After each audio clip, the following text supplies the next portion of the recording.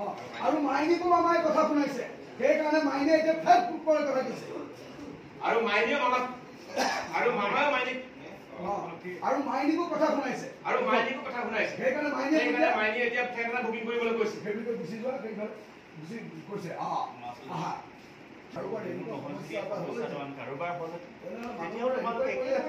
অৱশ্যেই যাওক গুচি যাওক আপোনালোক যাওক নালাগে মোৰ লগত কোনো থাকিব যাওক তোৰ একো সমস্যা নাই